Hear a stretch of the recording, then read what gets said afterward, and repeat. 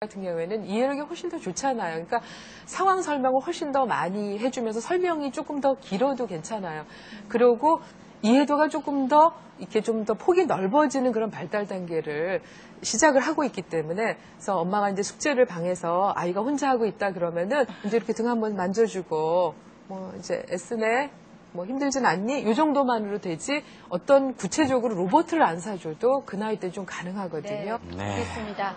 자, 이번 순서는요, 부모님들의 따뜻한 관심을 필요로 하는 순서입니다. 모든 아이들이 행복하게 자라기를 바라는 마음에서 준비한 행복 육아 프로젝트. 산만한 아이는 없다.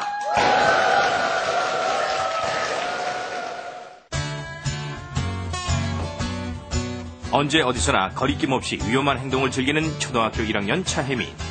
엄마의 심한 구절함에도 혜민의 행동은 별로 달라지지 않는다. 1시간 동안 혼나고 죽도록 맞고도 바로 돌아서면 끝이에요. 분위기를 타면 그 누구도 못 말릴 아이로 돌변하는 혜민이 때문에 엄마는 한때 우울증에 시달리기도 했다. 아, 정말 죽을 것 같아요. 정말 너무 답답하고 가슴이 터져버릴 것 같고. 말 잘 듣고. 잠시도 가만히 있지 못하고 정신없이 행동하는 산만소녀 차혜민. 과연 혜민이는 달라질 수 있을까?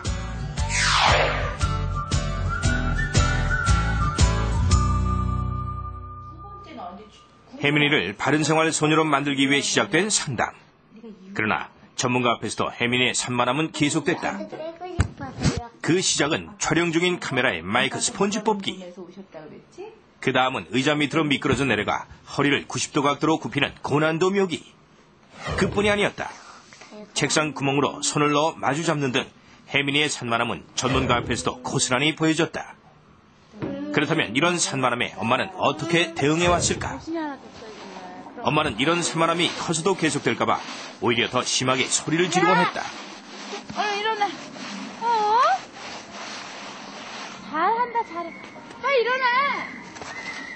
물론 소리를 질러도 말을 듣지 않으면 체벌도 감행했던 엄마였다.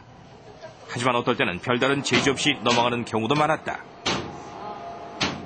또한 엄마는 혜민이가 전혀 이해하지 못한 상황에서 혼을 내기도 했다. 도대체 어린이집들 친구 한 명도 기억을 못하네. 차분하게 상황을 설명해주기보다는 혜민이에게 화부터 냈던 엄마. 엄마의 행동은 혜민이에게도 깊은 상처를 남겼다. 해초리를 때리는 거 있어요. 나무로. 스파타요. 그렇다면 혜민이의 산만함을 바꿀 방법은 무엇일까? 전문가는 엄마의 대처법에 문제가 있음을 지적하고 혜민이의 마이크 스폰지 뽑기를 예로 삼아 시범을 보여주었다. 왜냐하면 이걸 씌우지 않으면 소리가 다 들어가. 그래서 혜민이가 말할 때 지글지글 이렇게 나오거든. 일단 스폰지를 뽑으면 무엇이 문제인지를 차분하게 알려주는 전문가. 대답해줄 수 있는지 잘 생각해봐.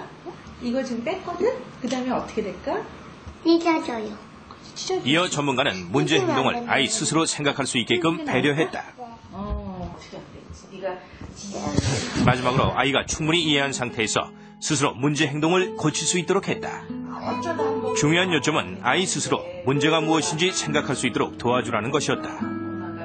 야단을 쳐서라도 잘못된 행동을 고쳐야 한다는 엄마의 생각은 잘못된 것이었다. 무딘 엄마, 그리고 다 받아주고 아주 착한 엄마, 이런 엄마한테 태어났으면은 좀 더 이렇게 저렇게 산만하더라도 더 이렇게 너그럽게 봐주지 않을까 생각하는데 제 또 성격도 저도 그런 걸 별로 이렇게 좀 못 보는 성격이고 다 그런 걸 고쳐줘야 된다고 생각을 하거든요. 그걸 계속 고쳐줘야 되는 생각을 하는데 애는 고쳐지지는 않고 그래서 하다 보면 자꾸 매도 많이 들게 되고 그렇게 하다 보면 애도 자꾸 상처받고 하니까 그게 가장 미안해요. 이제 문제의 실마리를 찾은 엄마와 딸. 처음부터 모든 것이 달라질 수는 없겠지만 함께 한 발 한 발 내딛다 보면 분명 혜민이를 바른생활 소녀로 변화시킬 수 있을 것이다.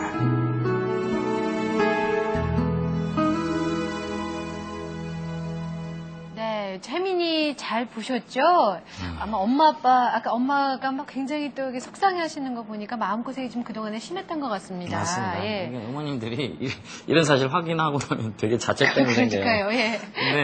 근데 지금이라도 뭐 늦지 않았으니까요. 그래서 원영 선생님 네. 검사 결과는 어떻게 나왔습니까? 네, 혜민이는 주의력 결핍 과잉행동 아동이라고 진단할 수가 있는 ADHD. 아이입니다. 네. 예, 일단은 말과 행동과 감정의 조절이 너무 어렵고요. 행동 조절이 안 되다 보니까 끊임없이 움직이고 위험한 행동을 하게 되고요. 또 말의 조절이 안 되니까 끊임없이 말이 끼어들어요. 끊임없이 나불나불대고 있고요. 자꾸 혼이 나게 되죠. 그다음에 이제 감정 조절이 안 되다 보니까요. 좋거나 이제 흥분이 되게 되면요. 아주 오버걸이 됩니다. 아주 점점 더 오버를 하게 되니까 이제 이런 것들 때문에 자꾸 지적을 받게 되는 이제 그런 것들이 가끔 일어나는 게 아니고 아주 잠자는 시간을 제외하고 하루 종일 여러 가지 상황에서 반복이 되기 때문에 이제 이 정도면은 ADHD라고 진단할 수가 있습니다. 그러면 혜민이 특성을 엄마가 완전 이해를 못했다는 얘기인데 엄마의 태도는 또 어떤 게 문제가 있었을까요? 혜민이 어머님께서는 어쨌든 잘못된 행동이니까 야단을 쳐서라도 바로 잡아야 된다는 아주 사명감에 불타고 계시더라고요. 그래서 아이를 자꾸 많이 혼내셨어요. 근데 이 아이는 충동이 굉장히 많은 아이다 보니까요. 야단을 맞을 땐 잠깐 그 충동을 누르고 있습니다. 그렇지만 없어지는 게 아니고요. 꽉 누르고 있다가 아주 호시탐탐 기회를 노려요. 그래서 이제 엄마가 혼내지 않을 때 아까 하고 싶었던 걸 가서 이렇게 해버리거든요. 그럴 때는 충동이 꽉 찼다가 표현이 되는 거니까 훨씬 세게 나오겠죠. 그러니까 이제 엄마가 보시기에는 아까 혼이 났는데 얘는 돌아서서 보니까 더 심한 행동을 하더라. 그러니까 정말 얘는 뭐 야단도 안 먹히는 아이다. 이렇게 더 실망을 하시게 된 거죠. 네. 어쨌든 엄마의 방법이 효과적이진 않으셨습니다. 네. 그럼 우리 혜민이를 돕기 위해서 부모님들이 그럼 어떤 노력을 해야 될까요? 혜민이는 이제 ADHD 아동이기 때문에요. 사실은 전문적인 의학적 치료가 반드시 필요한 아이입니다. 근데 그거는 전문가 몫에 좀 맡기셔도 될 것 같아요. 그리고 그렇다면 이제 집에서 그럼 부모는 어떻게 해야 되나요? 손 놓고 있어야 되나요? 라는 이제 질문을 하실 수가 있는데요. 그럴 때 이제 혜민이 부모님께서 가장 잊지 마셔야 되는 것 중에 하나가요. 자기를 바라보게 하는 자기 인식 능력이 생기도록 도와주셔야 돼요. 이제 예, 아까 의자 화면을 잠깐 보셨는데요.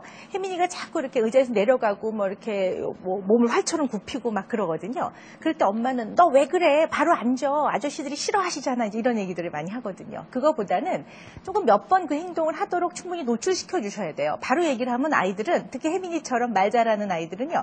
엄청나게 변명 잘합니다. 정말 어떻게 저렇게 이유를 잘 붙일 수 있을까? 그런 생각이 들 정도거든요. 잠깐 앉으려고 그랬는데 미끄러졌어요. 뭐 이런 얘기 하거든요. 몇 번 그 행동을 충분히 하게 노출을 시킨 다음에 바라보셨다가 네가 자꾸 그런 행동을 하는데 뭐 엄마는 너무 궁금하다. 왜 그러는데 이유를 좀 알려줄래? 그러면 자기 이렇게 바라봐요. 내가 이런 행동을 하고 있구나. 이런 생각을 하게 하시고 두 번째는 네가 이렇게 하면 잘못하면 미끄러질 수도 있지만